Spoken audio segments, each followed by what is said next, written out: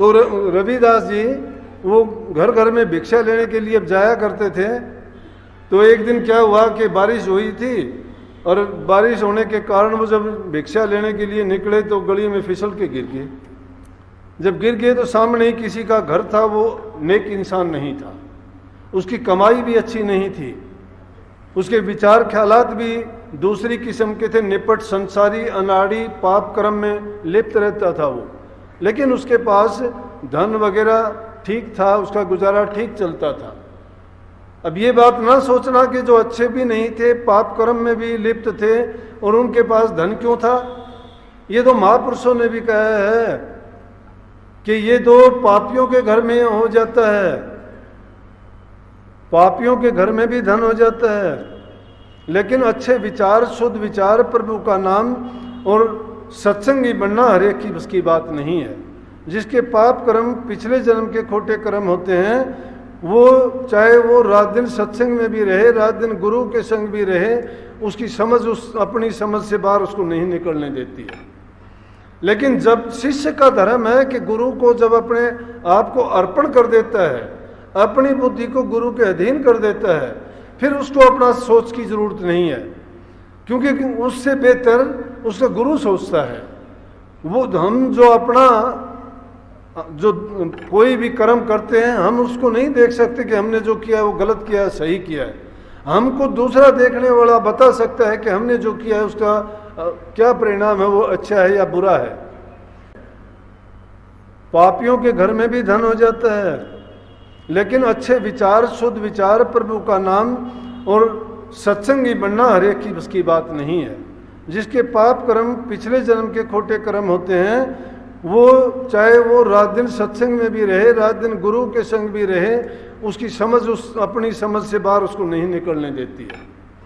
लेकिन जब शिष्य का धर्म है कि गुरु को जब अपने आप को अर्पण कर देता है, अपनी बुद्धि को गुरु के अधीन कर देता है, फिर उसको अपना सोच की जरूरत नहीं है, क्योंकि उससे बेहतर उसका गुरु सोचता है।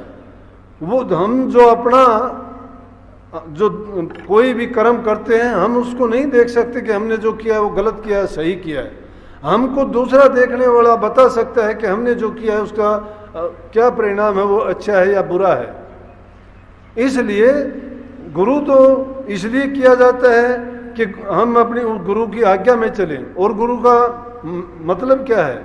अच्छे काम तो दूसरे लोग भी बहुत करते हैं, दान पुण्य भी करते हैं, धर्म भी करते हैं, गरीबों की मदद भी करते हैं, गौशाला पाठशाला खोलते हैं, अनाथालय खोलते हैं, कोई प्याऊ लगवाता है, कोई धर्मार्थ कितनी चीज़ें चलाते हैं, कोई अंधों का अस्पताल है, कोई अपाहिजों के लिए मदद करते हैं।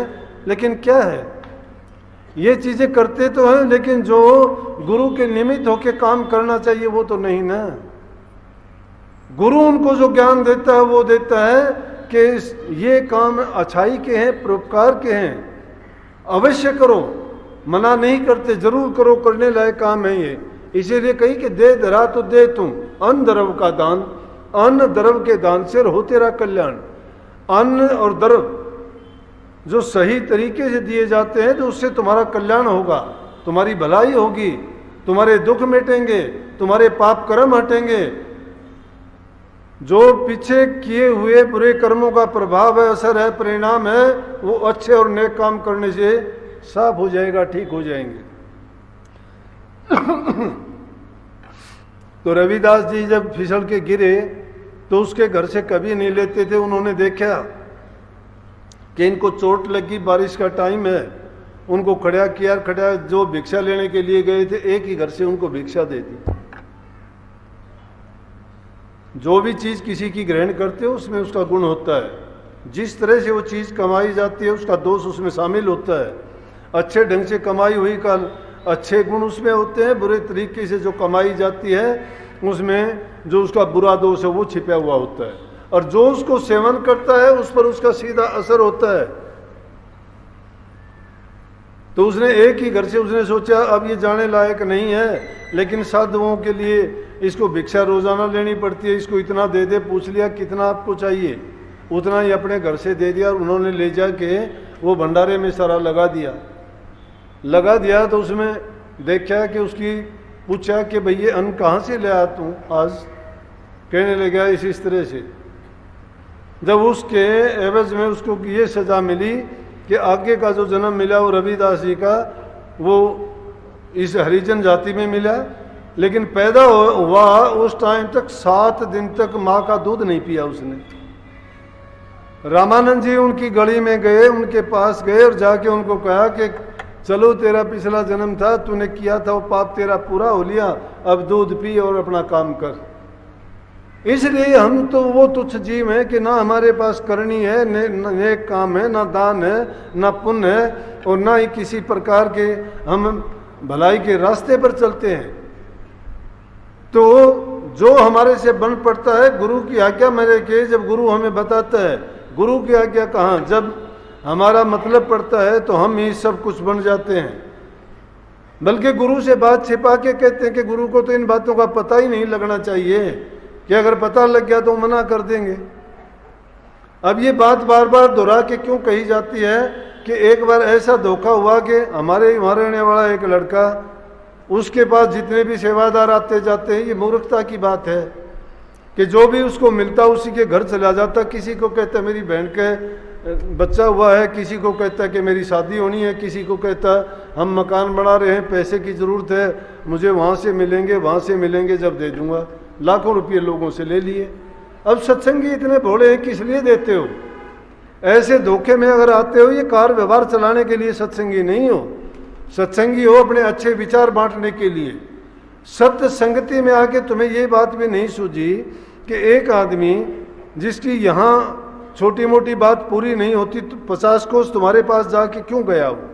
इतनी समझ हमें नहीं है कि कम से कम ये तो पूछ लें कि भाई तुम्हें वहाँ कोई देने वाला था ही नहीं। इसलिए हम कहते हैं किसी को चंदे के रूप में पैसे ना दो, बदमाशी करते हैं लोग। कोई किसी रूप में, कोई किसी रूप में ठग पैदा कर दिए ये, और वो ठगों को कौन पूछता है? हम पूछते हैं। ना उनके बारे में पूछते हैं, ना जानते हैं क्यों उनको देते हो, किस लिए देते हो। कम से कम तुम्हारा ये फर्ज नहीं बनता कि अगर तुम्हारे पास इस प्रकार का कोई ठग जाता है तो उससे बात पूछी जाए कि भाई आश्रम में हम पूछ लेते हैं कि किस लिए आया है, इसका क्या हिसाब किताब है, इसको दें या नहीं दें। उनको तुम बेकार के आदमियों को ऐसी चीज देके तुम खुद भी पाप के भागी होते हो। तुम्हारी गांठ का कमाया हुआ तुम्हारा धन जाता है और उससे तुम्हारी बदनामी भी होती है, दुख और कष्ट भी उठाना पड़ता है। इसलिए बात देने की थी। अगर तुम्हारे पास है तो बांटो, खूब बांटो, जरूरतमंद को दो, गरीब को दो, भूखे को दो, जो अपाहिज है उनकी सहायता करो। इस लायक हो आप, आपके पास है। लेकिन जो लोग सब कुछ कर सकते हैं और उन्होंने अपनी नीयत को जिसने खराब कर लिया है, तो उनकी नीयत की खराब करने में आप योगदान देते हो तो आप भी उसके पाप के भागी हो। आपका जो कुछ आपके पल्ले नाम का सुमरण थोड़ा बहुत करते हो और उसके बदले में आपको कुछ अच्छा होना था, वो भी आप गवा बैठे हो। सत्संगी को ज्ञान विवेक समझ से काम लेना चाहिए। अगर सत्संग में आके भी हमारी बुद्धि नहीं सुधरी और हमें ये समझ तक नहीं आई, ठीक बात है कि हम दूसरे के अंदर वही सच्चाई देखना शुरू कर देते हैं जैसे हम हैं। हम नहीं देखते कि उसके अंदर, लेकिन इतनी तो समझ होनी चाहिए कि भाई इसको हम दें या ना दें, या उसके बारे में कम से कम ये जानने का प्रयास तो करना चाहिए। इसलिए ये बात हमें बार बार कहनी पड़ती है।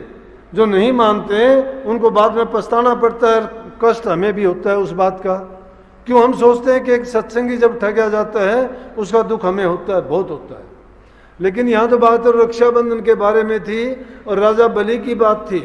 तो बावन भगवान के रूप में जब वो छोटे से रूप में ब्राह्मण के रूप में जाके कहने लगे कि मैं ब्राह्मण हूँ और मुझे भी आप कुछ दक्षिणा दीजिए, कहने लगे कि गुरु ने इनकार कर दिया। दूसरे और लोग भी थे, कहने लगे आप अपना काम करो, आपका समय हो गया है और आप छोड़ो दान करना। बोला कि ये कैसे हो सकता है कि कोई ब्राह्मण मेरे पास आए और उसको मैं दान ना दूं। कहने लगे आप ठगे जाओगे। बोले कि परमात्मा जब मुझे ठगने के लिए आता है तो उसमें धोखा नहीं है, ठगा जाओ। दुख है मुझे कि मेरा गुरु भी इनकार करता है और उसके वचन को नहीं मानता, लेकिन ये भी थे कि मेरी मर्यादा टूटती है कि मैंने प्रण कर रखा है कि जो भी मेरे द्वारे पर आएगा उसको मैं खाली नहीं जाने दूंगा। और कहने लगा साधु रूप में क्या मांग लेगा ये, जो भी मांग लेगा मांग लेने दे। जो मांग लेगा दे देंगे। क्या बहुत बड़ा साम्राज्य है, बहुत धन है, अपार संपत्ति है, कोई छोटी मोटी चीज मांग लेगा, ले लेगा, इसकी क्या जरूरत होगी। जब बावन भगवान ने राजा बलि से कहा, कहने लगे कि हाँ ब्राह्मण मांगो, बोला कि मुझे क्या मांगना है, थोड़ी जमीन अगर मिल जाती तो आपके पास हम भी यहाँ आपके कुटिया बना के रह लेते। बोले कि बस यही बात है। बोलो ने बोला कितनी, ने बोला 2.5 डंग जगह दे दो मुझे। बोला इतनी सी बात थी। बोला कि हाँ ले लो 2.5 डंग। लेकिन बावन भगवान ने क्या किया कि अपना विराट रूप बना के 2 डंग में सारी पृथ्वी को माप लिया। बोला कि तीसरी आधा जो रह गया वो कहाँ रखूं। अब राजा बलि ने सोच लिया कि गुरु की आज्ञा मैंने नहीं मानी, वो अब दुख हुआ मुझे। लेकिन कोई बात नहीं, जो भी है उन्होंने अपना सिर कर दिया कि बोला मेरे सिर के ऊपर पैर रखो, आपका आधा कदम यहाँ पूरा कर लो। जब उसने सिर के ऊपर रख के और बावन भगवान ने उसको पाताल लोक में भेज दिया। कहने लगे यहाँ रहो। और उसको जब पांव से वहां छोड़ के पैर ऊपर खींचने लगे, जब कहने लगे कि ऐसा नहीं, आप भी आओ साथ में। राजा बलि कहने लगा परमात्मा खुद ठगे गए, इंसान की तो क्या है। विष्णु भगवान वहां खुद ठगे गए राजा बलि के द्वारा। जब वहां से जाने लगे, बोले जाते कहाँ हो। पैर पकड़ के कहने लगे कि आपने ये कहा था कि कुटिया बना के आपके पास रहूंगा, मेरे दरवाजे के पास चौकीदार और पहरेदार बन के बैठ जाओ यहाँ पे। अब पर्ण से कैसे टल सकता था, वहां पे उसको रहना पड़ा। जब वहां बैठ के विष्णु भगवान, फिर लक्ष्मी आई वहां पे। उसने सोचा कि वो तो गहरे फंसे और अब बचना भी मुश्किल है। राजा बलि की वो तो एक प्रकार के जेल में हो गए, जब तक वो उस आज़ादी नहीं देंगे या मुक्त नहीं करेंगे तब तक वो नहीं आ सकता। तब जाके लक्ष्मी ने राजा बलि को रक्षा सूत्र बांधा था। और रक्षा सूत्र बांधने के बाद में कहने लगी कि मेरी रक्षा करो। बोले क्या बात है। बोला कि इनको स्वतंत्र करो आप। जब जाके राजा बलि ने उनको छोड़ा। तो इस प्रकार की अनेकों बात हमारे इतिहास में भरी हैं। इंद्र को भी ऐसा ही, जब राक्षसों के साथ में युद्ध करते हुए राक्षस उससे नहीं हारे, तो इंद्र ने भी इस प्रकार से किया था। और राक्षस के जाके इसकी इंद्राणी ने या किसी ने कहते हैं कि उन्होंने भी रक्षा सूत्र बांधा और उसके एवज में कहने लगी कि मेरे पति की जीत होनी चाहिए। जब राक्षसों को इंद्र ने हराया था, नहीं तो अनेक बार इंद्र को हारना पड़ा था उनसे।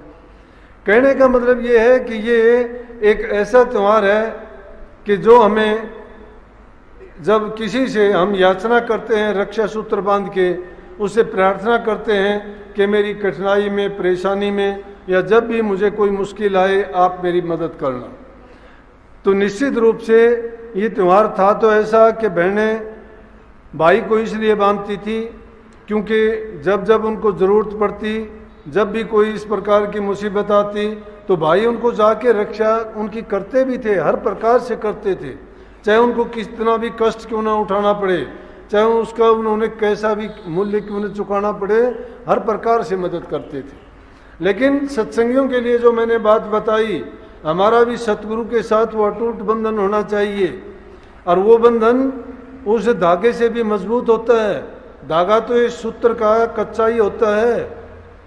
यज्ञ में, हवन में, पूजा पाठ में इसको बड़ा शुद्ध और पवित्र माना जाता है। लेकिन ब्याह शादियों के भी बंधन इसी से बनते हैं। परंतु गुरु और शिष्य का जो नाता जुड़ता है उसमें ये सूत्र नहीं होता। उसका जो सूत्र होता है वो आंतरिक सूत्र रूह का है। रूह का बंधन गुरु से होता है और गुरु से जो बंध जाता है तो गुरु उसको हर प्रकार की रक्षा सुरक्षा शिष्य को देता है। इसीलिए संतों की महिमा ये गाई है कि संतों ने अपने जीव के लिए ये प्रबंध बना दिया, कर दिया कि जब जब भी अगर किसी जीव की करनी से गिर जाएंगे, कोई गलती उनसे हो जाएगी, तो भी उनको गलत जगह पे नहीं जाने देंगे, उनको यमदूतों से सजा नहीं देने देंगे, उनको कष्ट भोगने के लिए नहीं छोड़ेंगे, उनको फिर इंसान का चोला दिलाएंगे, उनको फिर करनी करवाएंगे, सत्य संगति मिलेगी, सतगुरु मिलेगा, नाम की दीक्षा मिलेगी और वो करनी करके अपने घर निश्चित रूप से जाएंगे।